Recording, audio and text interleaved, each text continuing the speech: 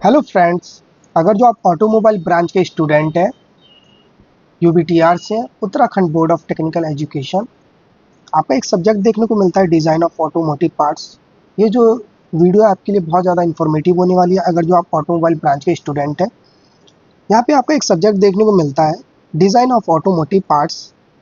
मैं ये बताने वाला हूँ क्या होता है, इसका मतलब क्या है, and introduction, review of working of automobile, design consideration, general of design. इनका मतलब क्या है? जो पहला यूनिट है ये आपका इस सब्जेक्ट का मैं एक्सप्लेन करने वाला हूँ और काफ़ी अच्छी से बताने वाला हूँ, जिससे कि आप एग्जाम में अच्छे नंबर लेके आ पाए। पहले देख लेते हैं डिज़ाइन ऑफ ऑटोमोटिव पार्ट्स क्या है। जो सब्जेक्ट है उसका मतलब क्या है, जैसे कि मान लीजिए जब कोई भी गाड़ी बनाई जाती है, चाहे वो कार हो, बाइक हो या बस हो, उसमें हज़ारों छोटे छोटे पुर्जे पार्ट्स होते हैं। इन पार्ट्स को कैसे बनाया जाए, किस मटेरियल से बनाया जाए, कितना मजबूत हो, कितना सस्ता और सुरक्षित हो, यही सारा काम होता है ऑटोमोटिव पार्ट डिज़ाइन का। आई होप आपको अच्छे से समझ में आ गया होगा। अब मैं आपको पहली यूनिट समझाने जा रहा हूँ, जो कि है review of working of automobile. Okay guys, point wise समझाऊंगा काफ़ी अच्छे से, जिससे कि आपको समझने में आसानी हो। मैं सारे पॉइंट्स पहले लिख देता हूँ, देन उसके बाद आपको एक एक पॉइंट्स एक्सप्लेन करूंगा।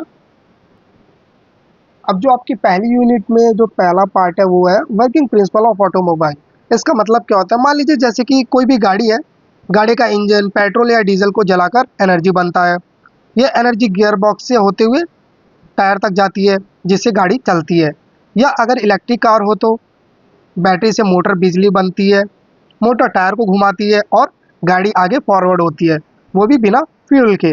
अगर जो इसके कुछ की पॉइंट्स की बात कर लेते हैं, तो जैसे कि मान लीजिए फ्यूल या बैटरी एनर्जी देती है, एनर्जी या मोटर एनर्जी को मैकेनिकल पावर में बदलता है। अगर जो गियर बॉक्स की बात कर ली जाए, स्पीड पावर को कंट्रोल करता है। ड्राइव शाफ्ट पावर को टायर तक ले जाता है। टायर्स घूमते और गाड़ी चलती है। बेसिकली कहने का मतलब है, मान लीजिए कोई भी गाड़ी है, उसको चलाने के लिए आपको फ्यूल चाहिए। फ्यूल में पेट्रोल चाहिए या फिर डीजल चाहिए, या फिर इलेक्ट्रिक कार हो गई, बाइक हो गई, उनके लिए आपको बैटरी चाहिए, जो कि वो मोटर को घुमा पाए। आपके लिए मैं थोड़ा सा और आसान वे में बता देता हूँ। मान लीजिए जैसे कि ऑटोमोबाइल फ्यूल पेट्रोल हो गया या फिर डीजल हो गई, या बैटरी से एनर्जी लेता है। इंजन या मोटर उस एनर्जी को मैकेनिकल पावर में बदलता है, जो टायर तक जाती है और गाड़ी चलने लग जाती है। आपकी जो भी गाड़ी है, उसको पावर मिलने के बाद वो आगे फॉरवर्ड होती है। गाड़ी पेट्रोल या बैटरी से ताकत लेती है, इंजन या मोटर से पहिए घूमते हैं और गाड़ी चलती है। अब हम देखेंगे डिज़ाइन कंसिडरेशन, कि हमें डिज़ाइन कंसिडरेशन का मतलब है हमें क्या क्या ध्यान रखना चाहिए। यहाँ पे मैंने कुछ पॉइंट्स लिखे हैं आपके लिए। मान लीजिए पहला जो है फंक्शनैलिटी। फंक्शनैलिटी जैसे कि मान लीजिए पार्ट्स को उसका काम अच्छे से करना आना चाहिए, जैसे ब्रेक सही टाइम पर गाड़ी का लगे, इंजन ज़्यादा गर्म ना हो। अब दूसरा जो है स्ट्रेंथ ऑफ ड्यूरेबिलिटी, कहने का मतलब है मजबूती और टिकाऊपन। पार्ट जल्दी टूटना नहीं चाहिए, लंबे समय तक काम करे, झटके लोड और कंपन सह सके। अब जो इसमें तीसरा पॉइंट आता है वो है आपका मटेरियल सिलेक्शन। सही मटेरियल चुनना, जैसे कि मान लीजिए हल्का मजबूत और सस्ता मटेरियल चुनना ज़रूरी है। Engine steel aluminium, body steel metal fibre, interior जो अंदर का पार्ट होता है प्लास्टिक। अब जो इसमें फोर्थ पॉइंट आता है वो है सेफ्टी। अब मान लीजिए गाड़ी बना रहे हैं तो कंसिडरेशन उसमें ध्यान रखना है, तो उसके लिए सेफ्टी भी ज़रूरी है। अगर जो मान लीजिए पैसेंजर और ड्राइवर दोनों की सुरक्षा होनी चाहिए। क्रैश के वक्त बॉडी डैमेज हो जाए पर इंजन ना हो। बॉडी मीन्स जो गाड़ी का अपर पार्ट वगैरह होता है, जो उसके बॉडी चेसिस वगैरह होते हैं, वो डैमेज हो जाए, लेकिन उसके अंदर का जो पार्ट है वो सेफ रहे। जो इसमें फिफ्थ मैंने पॉइंट लिखा है वो है कॉस्ट। मान लीजिए पार्ट बहुत महंगा ना हो, मास प्रोडक्शन बड़ी संख्या में बनाना सस्ता पड़े। ओके, दो तीन पॉइंट्स और है, वो भी मैं आपके लिए यहाँ पे लिख देता हूँ।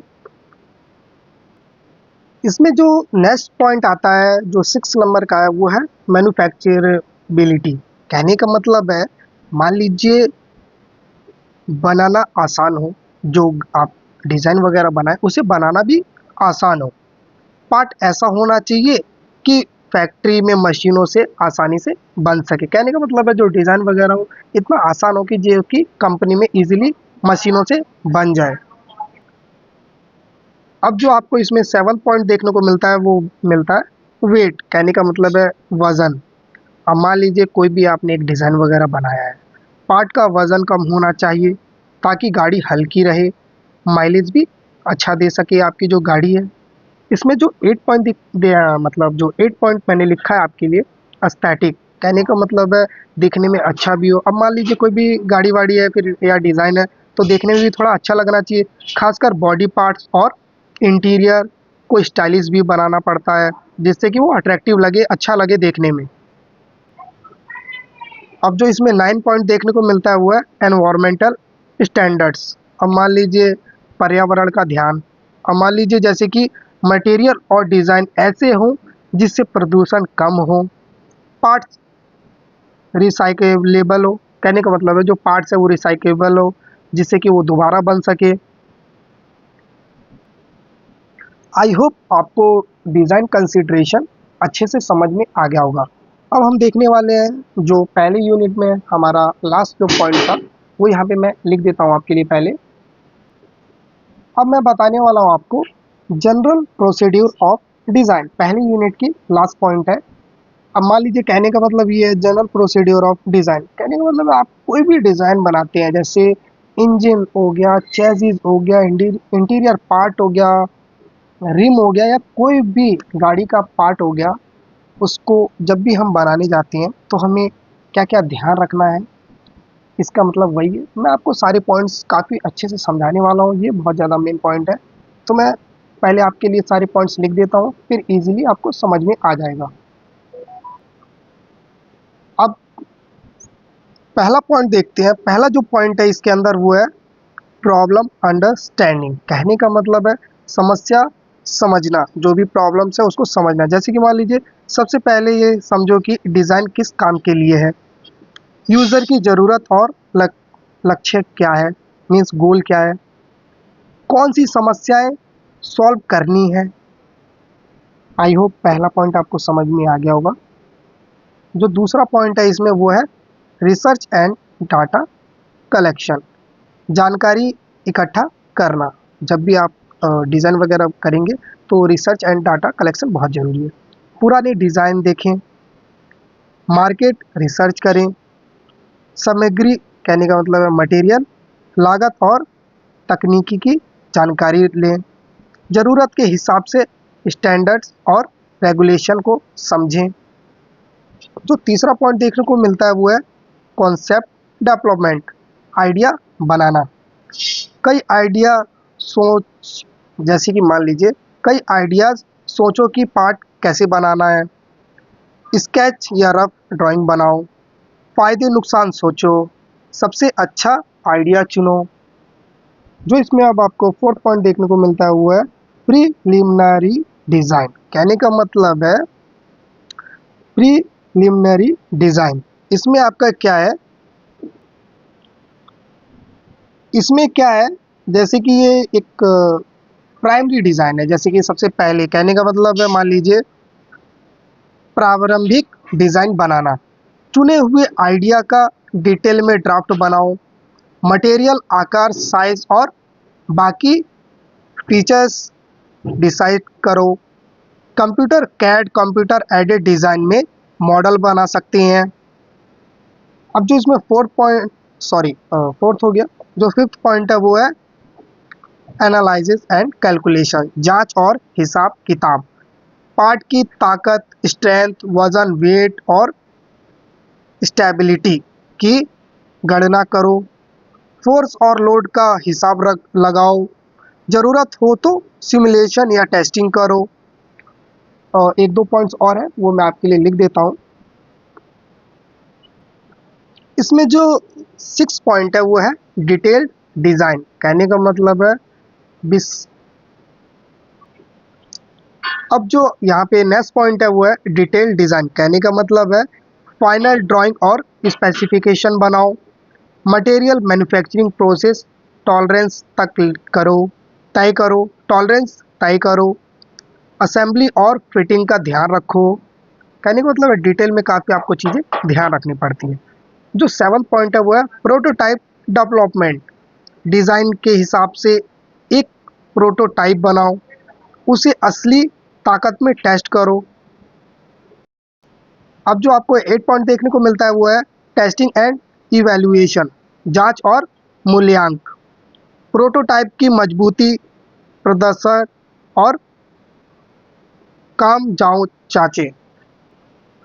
अब जो आपको 8 पॉइंट देखने को मिलता है टेस्टिंग एंड इवैल्यूएशन, इसमें क्या होता है प्रोटोटाइप की मजबूती, प्रदर्शन और कामकाज जांचो, कोई कमी हो तो सुधारो, टेस्ट रिपोर्ट बनाओ। जो 9th पॉइंट देखने को मिलता है वो है फाइनलाइजेशन एंड प्रोडक्शन, अंतिम रूप देना और निर्माण। सभी सुधार कर फाइनल डिज़ाइन तय करो, इसे बड़े पैमाने पर बनाने के लिए तैयार करो।